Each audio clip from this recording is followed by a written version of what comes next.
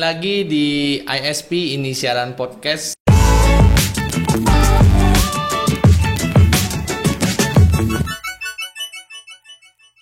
Bro Hermanto, halo. Teman saya yang sudah cukup lama tidak ketemu. Apa kabar, bro? Baik bro, baik. Iya, sudah cukup lama kita. Gara-gara ini ya, semenjak pandemi COVID ini, ya. Dan udah sangat jarang ketemu ya. Ya, dan udah banyak usaha yang ini deh. Yang apa nih? Yang selama ini mungkin udah pisah jalur kita. Oh, sudah beda ini ya, beda jalur ya. Beda jalur ya. By the way, kita ketemu kenalan lah ya pertama kali di kerjaan ya. Jadi ya, dulu betul.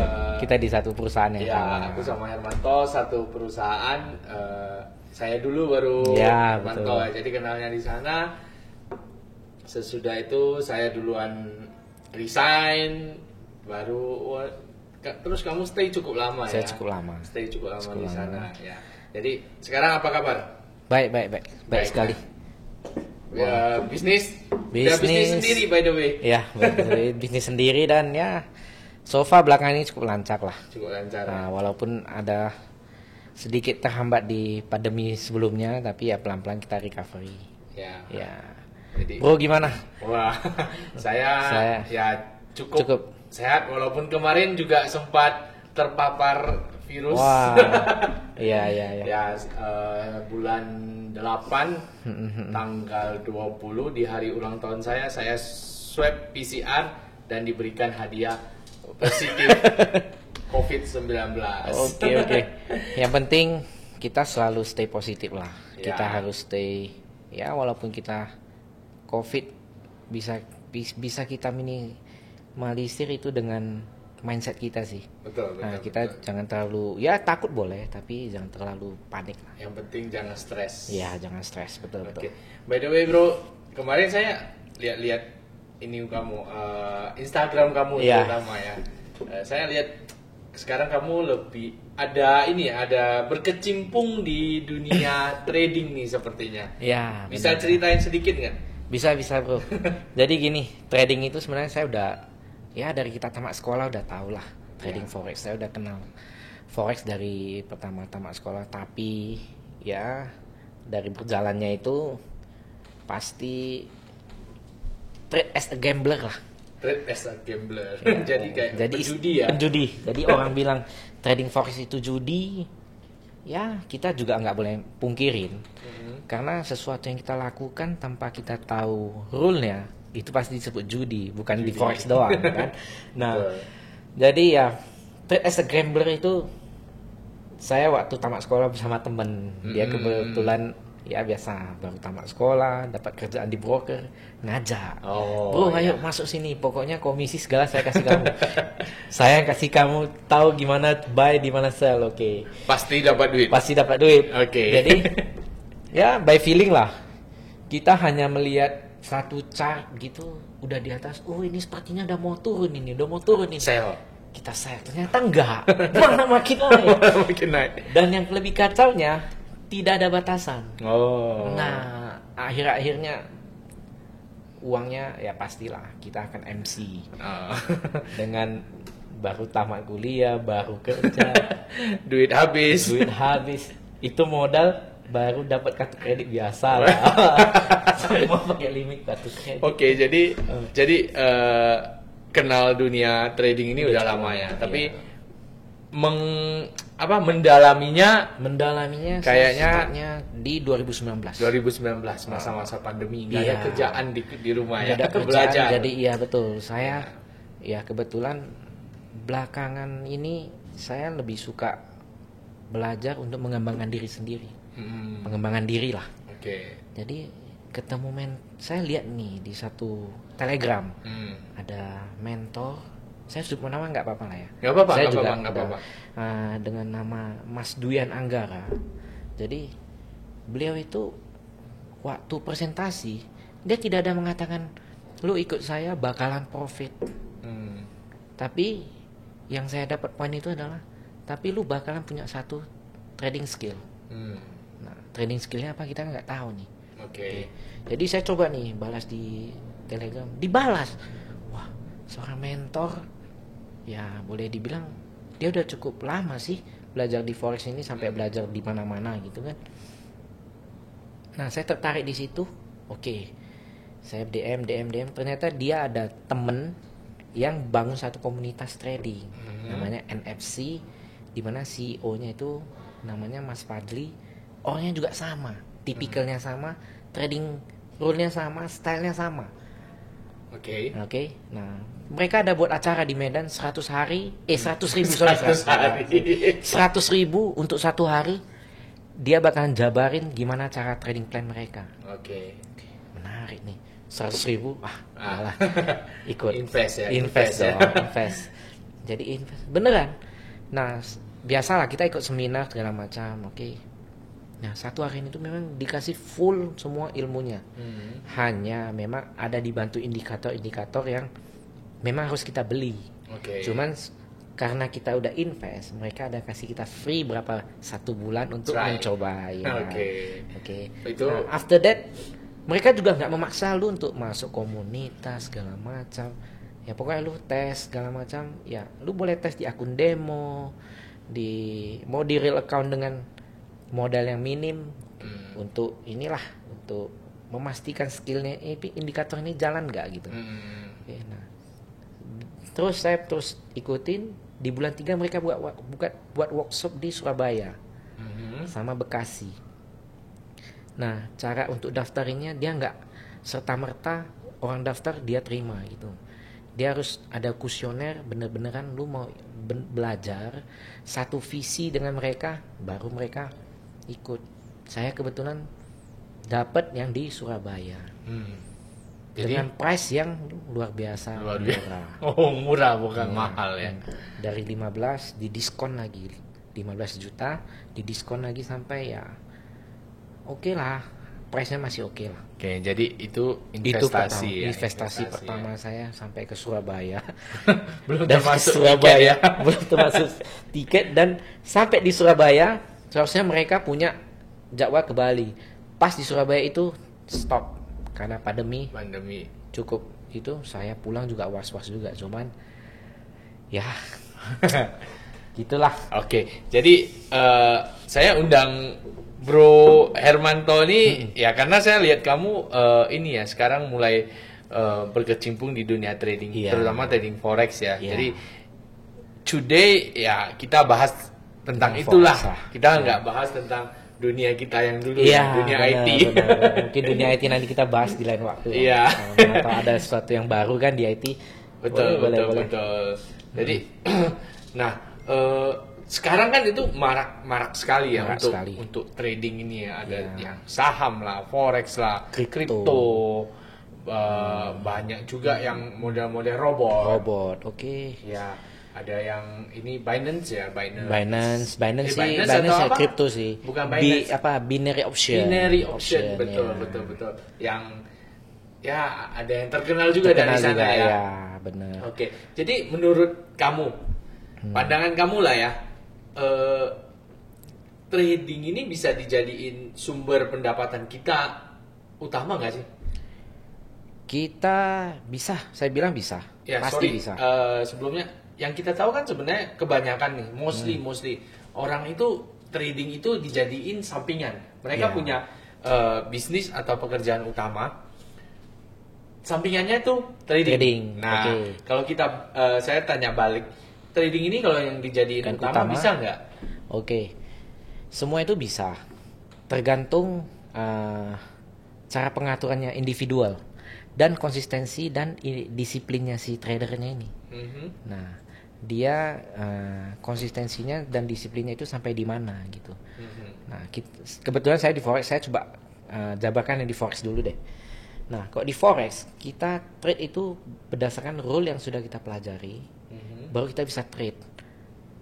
Dan satu lagi yang kita harus jaga itu adalah money management kita. Money management. Ya, itu adalah key pertama. Sebenarnya ada satu key pertama lagi, psikologi. Ya. Iya. Jadi psikologis itu lebih diutamakan, dan banyak trader-trader sekarang mereka meng-skip itu semua. Mereka menganggap technical lebih. Iya, jadi membaca chart itu ya. Iya, jadi technical itu banyak. Technical itu banyak. Semua word. Mau model Bollinger Band lah, head and shoulder lah. Apalagi saya chart pattern lah, price apalah, semua banyak lah. Jadi itu semua word. Tergantung kita sendiri. Mau pakai indikator yang mana, gitu kan? Style kita di mana. Jadi kok misalnya kita mau jadikan itu jadi utama, kita harus perdalam skill kita dulu. Dan skill yang dimaksud di sini kita harus belajar. Kita harus, skill dari psikologis. Kita mengolah mindset kita, mengelola money management kita, sampai kita punya satu trading rule yang baku, baru kita boleh fight di trading sebagai income pertama.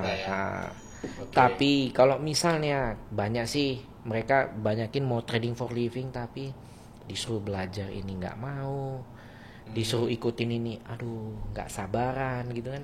Banyaknya sih seperti itu sih. Traders itu gagal karena mereka nggak sabaran. Bisa nahan merah nggak bisa nahan biru. Sekali lihat biru sedikit, waduh, bisa naik nggak? Masih bisa tahan nggak ini?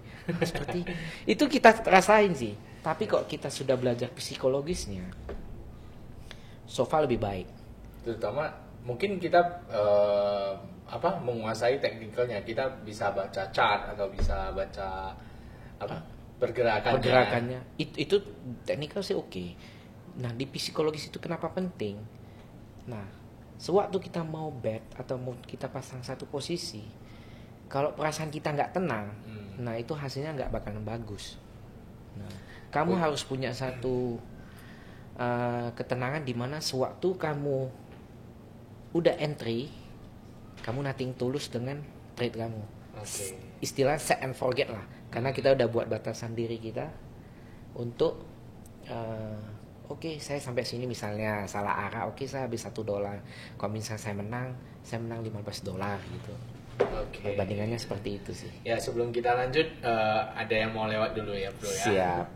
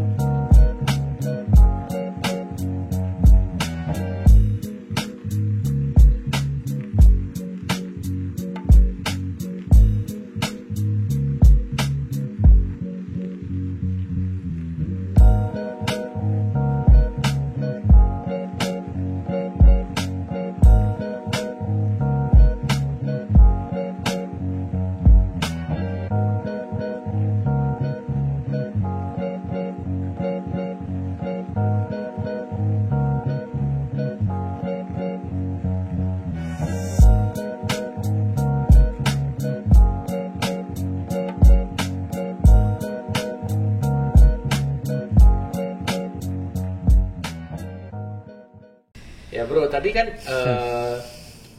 banyak macam ya, tadi saya sebutkan ada trading saham, forex, kripto sekarang, ada binary option. Nah, menurut bro itu dari masing-masing itu plus minusnya apa, atau yang menurut bro itu lebih layak untuk kita tekuni ya. Tekuni kalau menurut saya forex oke, saham oke, kripto saya masih belum gitu paham sih. Acuan mereka naik turunnya itu apa gitu. Kalau kita saham kan kita tahu lah. Kripto kan nggak ada harga liburnya. Kalau binary option sih ya itu juga saya nggak tahu. Belum pelajari gimana. Tapi kok forex kita kan tahu itu berdasarkan pergerakan dari pasar gitu kan. Apalagi kalau saham kan dari masing-masing perusahaan lah. Nah, kalau plus minusnya Lebih safe-nya biasanya mereka bilang lebih safe-nya sih di saham. Saham ya, saham Karena kan lebih. saham itu kita bisa buy, kita boleh sell tapi kita harus buy dulu, kita harus punya barang dulu. Iya. Nah, di forex itu kita bisa buy sell dengan dua arah yang sama. Terserah kita mau beli buy atau mau beli sell Nah, gitu ya. biasanya kalau kita udah belajar kita harus mencari area yang kita bilang udah tertinggi baru kita sell. Nah, kita harus cari harga terendah untuk kita buy. Nah, itu kalau di forex. Nah, kok plus minusnya sih yang penting kita harus punya batasan diri lah dalam trading. Saham juga sama, forex juga sama. Betul.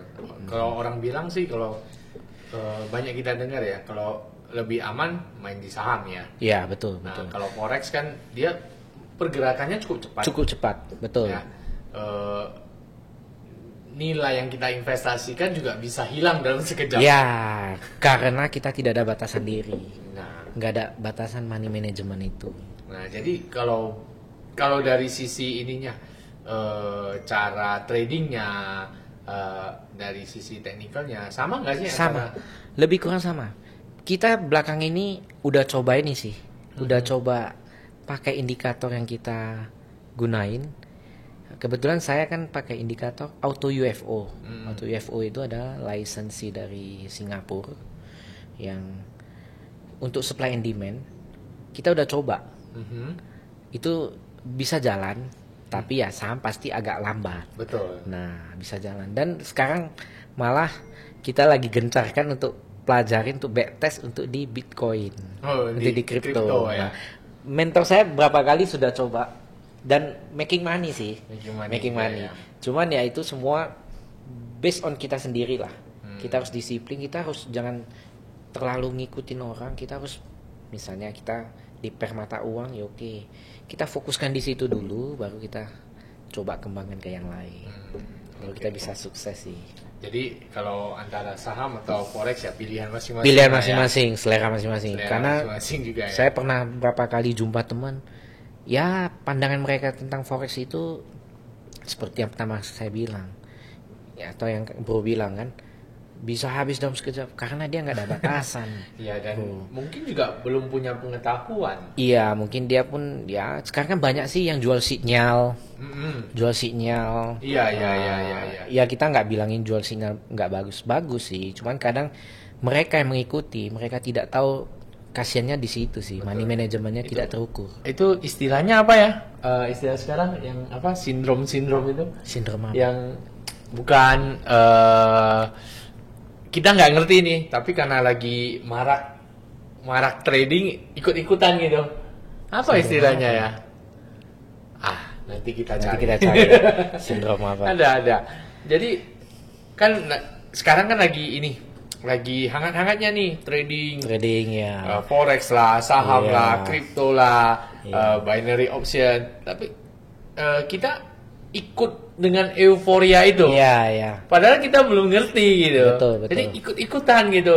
Ujung-ujungnya kalah, rugi dan habis waktu, habis uang, yang disalahkan bisnisnya. Iya, padahal sendiri nggak siap ya. Betul. Cuma ikut-ikutan. Iya.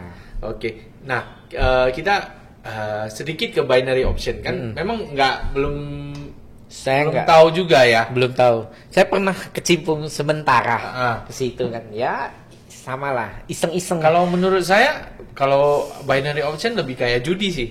Ya. Belinya cepet naik turun dalam berapa detik gitu. Jadi ada sih yang sukses di situ. Kita tahu lah kalau kita tahu sendiri kan. Ada lah. Sultan Medan. Sultan Medan. Ada. Jadi ya dia pun makanya itu kita hanya melihat kesuksesan dia kan. Nah, dikira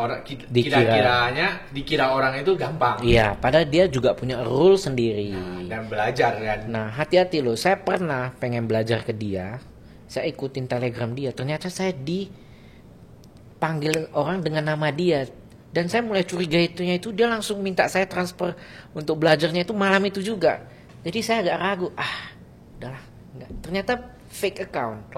Banyak fake account seperti itu. Jadi hati-hati. Mengatasnamakan dia ya. Nama dia, foto dia, jangankan dia. di komunitas kita NFC aja sama persis foto mentor saya itu dibuat di situ. Banyak ya yang jadi kok binary option itu oke sih, ya oke, tapi kita semua harus ada role lah. Ya, harus punya trading plan ya. Iya, dan memang kalau memang kalian mau belajar binary option ya cari mentor yang bener yang udah expert, sukses di sana, punya ini. Nah, sekarang juga lagi marak-maraknya robot. Iya, gimana banget. Oke, jadi robot kita belakang ini ada bahas sih di komunitas kan. Dan kita sekarang juga cukup welcome dengan robot-robot itu. Mentor saya kita juga ada jual robot di komunitas, tapi dengan style trading kita, supply and demand. Tapi itu semua udah di backtest sama mentor. Dan cara ngatur robot ini adalah gini. Harus money manajemennya itu, misalnya kita biasanya kok pakai robot itu, biarinlah robot itu jalan, profit biar dia compound terus. Nah, mentor saya pesan bahwa kalau kita bermain robot, profit tarik, karena robot itu kan bukan kita, semua by system ya. Kadang dia bisa ada algoritmanya ya. Sometimes itu bisa loss, kok misalnya robot itu tidak ada batasannya bisa loss. Karena kan kebanyakan robot-robot yang saya tahu itu dia sistemnya martingale, buy-nya itu bisa berlapis-lapis. Betul. Nah, kadangnya nggak ada batasannya, buy-nya bisa sampai, sebenarnya kok misalnya kita lihat di chartnya, dia bukan posisi buy, harusnya dia sell. Gitu. Cuma kan robot dia hanya lihat buy indikator atau buy chart pattern, ya banyak lah pasti mereka masukkan ininya kan.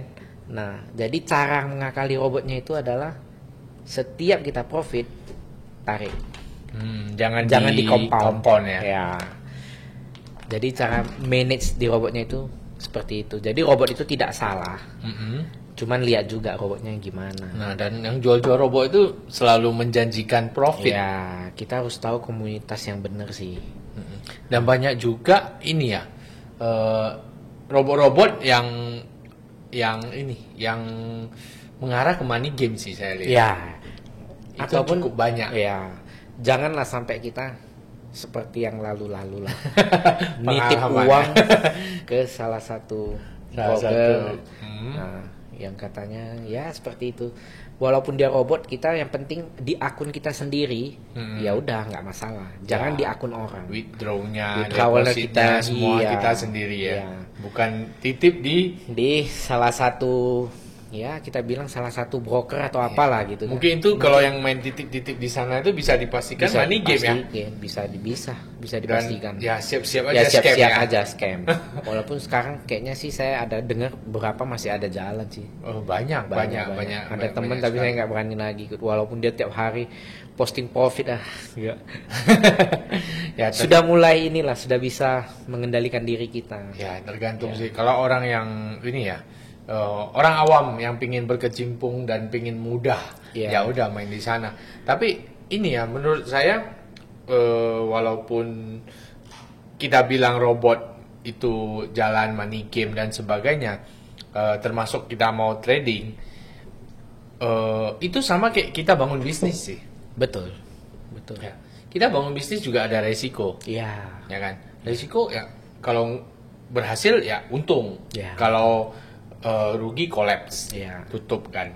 Ya sama. Kalau kita trading juga, ya pokoknya nilai yang kita investasikan itu udah harus siap hilang sih. Betul. Nah, satu yang harus saya pesan itu, kalau kita trading, kita harus gunakan uang yang sangat dingin. Dan kita harus siap itu hilang. Ya. Sama kayak kita berbisnis ya.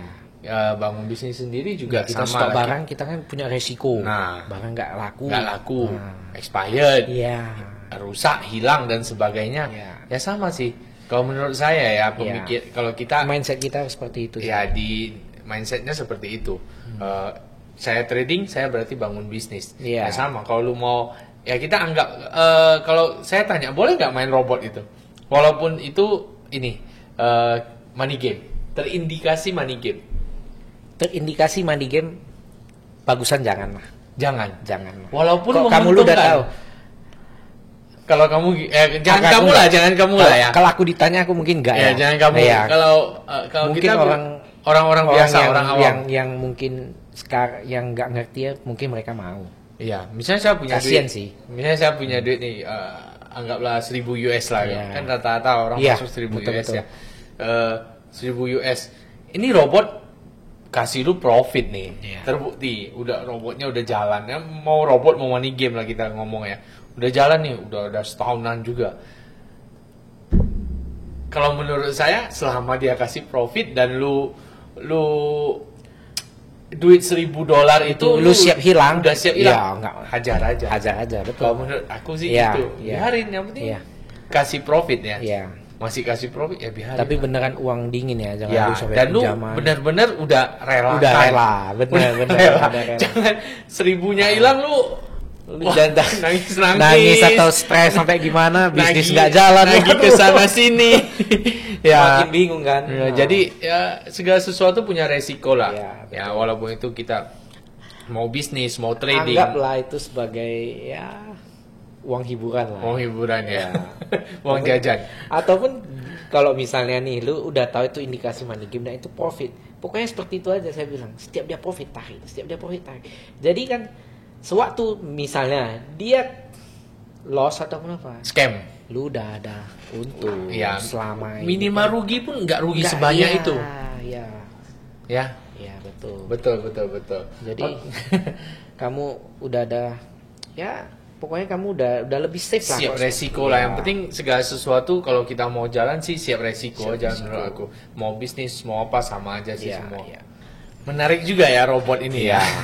Cukup menarik sih. Iya. Robot cukup menarik. Karena menjanjikan dan bagi orang yang memang dia menjanjikan profit intinya. Jadi itu yang membuat orang-orang mudah invest ke sana. Walaupun resikonya cukup tinggi.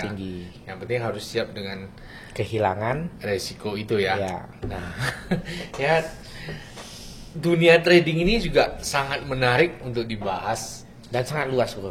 Ya, sangat luas dan mungkin nggak bakal cukup kalau kita cuma ngobrol begitu ya. Banyak hal-hal yang harus ini ya, dan banyak yang bisa kita kembangkan di trading. Bukan hanya saya punya visi sih pengen buat satu e-learning sih untuk trading. Oke. Karena visi itu cukup menariknya adalah supaya orang nggak selalu salah arah seperti kita. Lu aja kali. Aku aja ya. Banyak ya kayaknya, banyak nih. Lu aja. Lu sama gua kali.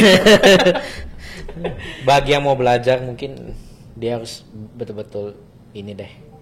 Invest dulu lah untuk belajar. Cari pengetahuan dulu sih. Iya, betul.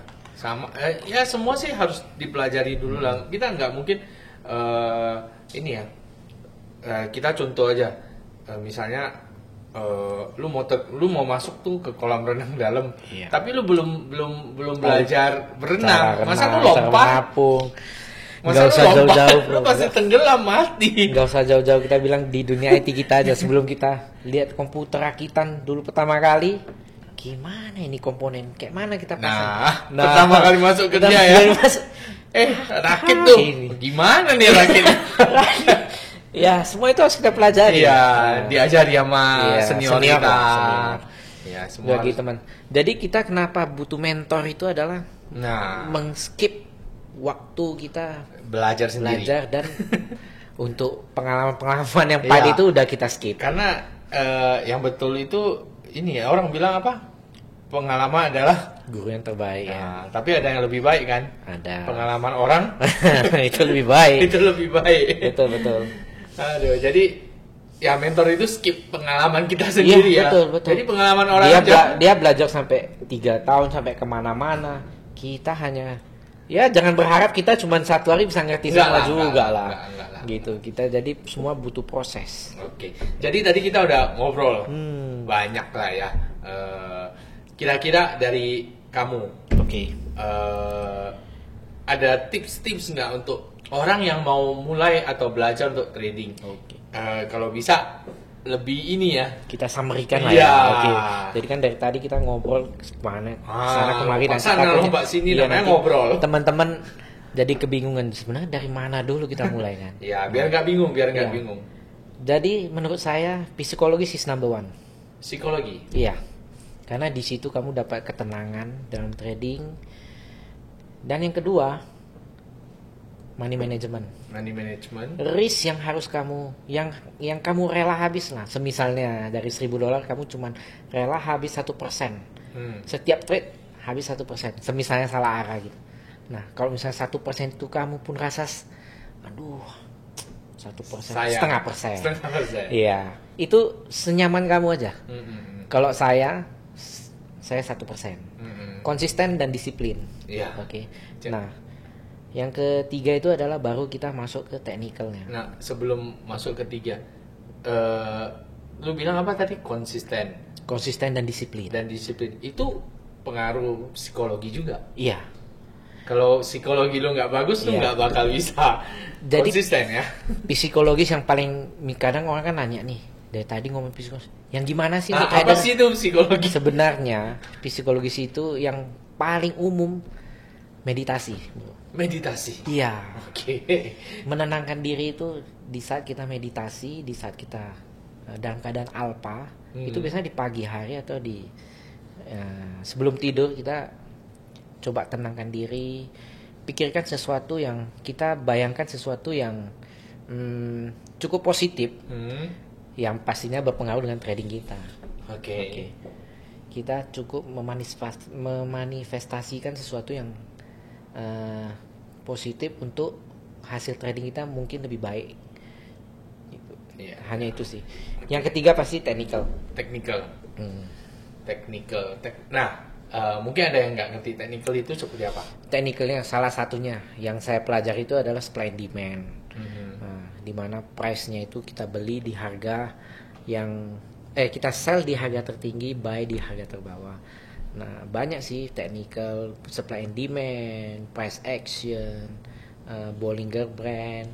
Dan itu semua bisa dipelajari. Bisa dipelajari dari mentor. Okay. Ataupun ya otodidak bisa lah ya. Banyak sih. Tapi kalau otodidak butuh waktu kan. Ya. Kalau mentor kan lebih ini sih, kita bisa tanya jawab. Oke. Nah, dari lu udah belajar berapa lama, Bro? Aku belajar udah hampir 1,5 tahun. 1,5 tahun? Iya. Di ininya? Di psikologis? Bukan. Belajar tradingnya satu. Nah, selama belajar itu kamu ada implementasi sendiri, bener-bener trading sendiri, itu berapa lama? Trading dari kita mulai belajar itu kita sebenarnya udah trading sendiri. Udah trading? Iya. Basic rule-nya tetap kita udah dari awal itu kita, contohnya saya supply and demand lah. Oke. Nah, dari supply and demand itu nanti mentor saya kan ada upgrade ilmu segala macam. Dan ujung-ujungnya metodenya supply and demand. Hanya kita diajarkan untuk melihat area-area yang kadang itu adalah fake area.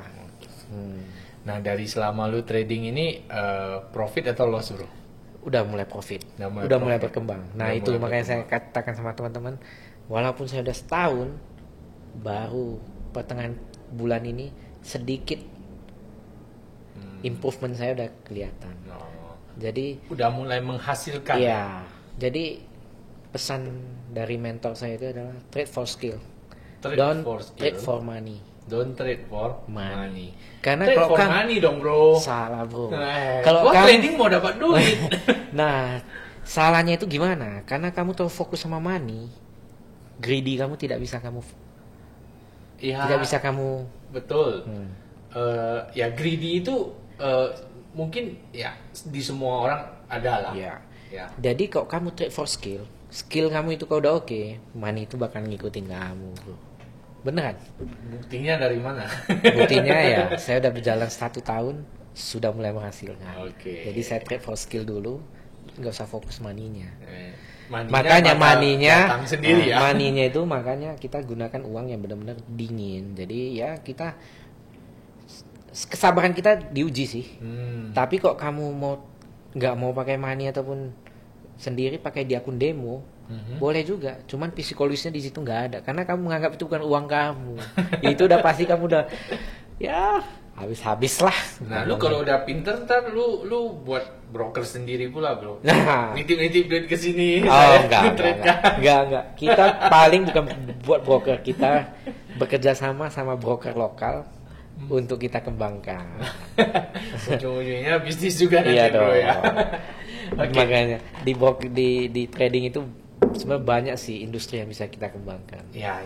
Dan menurut aku ya, dunia trading ini bakal berkembang terus. Iya. Ya, dari yang dulu cuma saham forex, Iya. muncul kripto, ada binary option dan sebagainya. Ya binary option kebanyakan di forex ya dia. Dia ya di mata uang sih. Di mata uang kan? Cuman ya dia Sabtu Minggu pun ada gerak, itu saya bingung Nah, juga. itu padahal di forex kan nggak jalan. Nggak kan? jalan. Tapi dia gerak.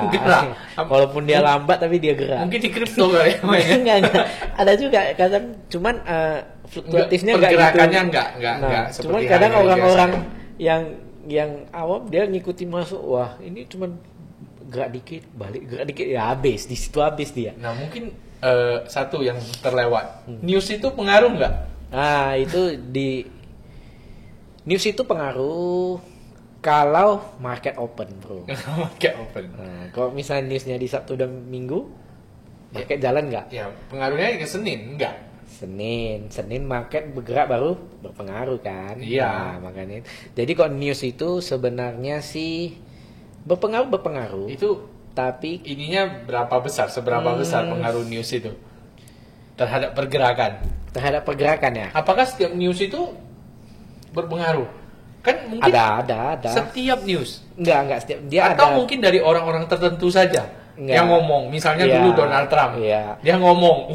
Jadi news yang paling kita bagi forex itu biasanya news di hari ini ada data ketenaga kerjanya di US, itu salah satunya itu. Dan itu pun sebenarnya bergerak itu kadang bisa berlawanan arah sih, bro. Jadi kok saya bilang enggak bisa ini. Ada pernah kejadian di mana newsnya bagus, ternyata arahnya berlawanan. Karena news itu kan muncul sebenarnya mereka udah tahu gitu kan. Jadi harga itu udah bergerak turun duluan ya. Jadi suatu news keluar bisa jadi udah balik ke atas. Nah, traders ini yang terlambat ya. Iya. Oke. Jadi news itu berpengaruh. Berapa persen ya? Aku bilang ya lebih kurang 30 lah. 30%. Oke lah, bro. Udah gitu. Panjang lebar kita ngobrolnya. Mungkin dari bro ada ini nggak? Ada yang mau disampaikan nggak di sini? Mungkin gini, bagi pemula, kebetulan saya kan bergabung di Nusantara FX Community ya. Jadi kita punya e-learning di sana dan kurikulumnya untuk tahun ini cukup bagus sih. Cukup bagus. Di first class-nya itu mereka startnya from psikologis, bro. Oke. Kalau dulu saya waktu masuk situ aja belum sampai psikologi. Jadi psikologi diajari meditasi gitu. Iya, diajari meditasi. Meditasinya itu bukan kayak kita Buddhis. meditasi Buddhis yang harus duduk betul-betul bersila. Yang penting kita tenang. Ada sih panduannya dari mereka. Dan kata-katanya sih cukup universal lah. Not spesifik untuk ke Buddhis, not spesifik untuk satu religion enggak. Oke. Jadi menurutku mungkin kita start from first class, baru ada tingkatannya lagi ke STM, baru kita kembangkan lagi ke diri kita. Yang penting disiplin dan konsisten. Oke. Ya, jangan diawali oleh psikologi. Ya. Dan jangan suka-suka ganti role lah. Karena jangan suka trading plan itu ya. Ya, trading plan. Maksudnya tekniknya itu jangan suka diganti-ganti. Oh, lu kalau ini ya udah jalan ini terus ya. Kalau misalnya udah ya minimal cocok. Kamu 6 bulan lah kamu tes betul-betul ini cocok sama kamu gitu lah. Jangan masuk 1 bulan. Lu tahu nggak? Aku pernah di 1 bulan itu semua SL, bro. Padahal sebelumnya tunggu SL stop loss ya. Sebelumnya plan itu cukup work. Saya sampai bingung, saya lapor ke mentor, ada apa? Sometimes bisa seperti itu. Nah, ada apa? Money apa kan mereka apa? Anomali lah. Anomali. Jadi bisa seperti itu. Oke. Jadi itu sih biasa. Seperti itu, kita harus ikut kelas dulu. Kelas. Cara ngikutnya gimana? Nanti saya kasih linknya ke bawah. Oh, boleh supaya boleh. gampang. Kapan prosesnya? Segera. Segera. Oh, kelasnya dibuka segera ya. Kelasnya sih mereka misalnya udah daftar, nanti cukup peserta mereka open. Oh, gitu. Oke. Kalau yang untuk STM untuk survival to mastery yang 30 hari, nah itu yang mungkin butuh waktu. Mereka juga sama sih, udah cukup orang atau si mentor ini kan bisnisnya cukup banyak ya, bukan hanya di trading doang. Jadi kelasnya udah open, ya dia masuk. Jadi mungkin ya survival to mastery lebih ada waktu, maksudnya lebih lama sih karena waktunya. Tapi we start from first class, FFC. Jadi nanti kita akan cantumin ya bagi yang berminat untuk belajar e-learning tadi ya. Nanti kita cantumin di description kita. Yang berminat silakan klik link tersebut, mendaftar dan sebagainya ya. Belajarlah tentang dunia trading karena dunia ini sangat luas sekali ya. Sih. Dan opportunity-nya cukup oke lah. Ya. Thank you bro. Sama-sama bro. Waktunya hari ini sama-sama. Udah ngobrol setengah jam lebih ya mungkin ya. Iya. Ya, thank you sharing-sharingnya. Ya. Nanti kalau di next kesempatan kalau ada waktu lagi kita undang lagi ke sini, kita ngobrol-ngobrol lagi. Pasti. Dan semoga ya obrolan kita bisa memberi manfaat ke orang lah. Iya, memberi manfaat ke orang-orang lah ya. Walaupun tidak semuanya, mungkin ada beberapa orang yang menerima manfaatnya. Oke, jadi sekian episode ISP kali ini. Thank you for watching and see you next episode. Oke.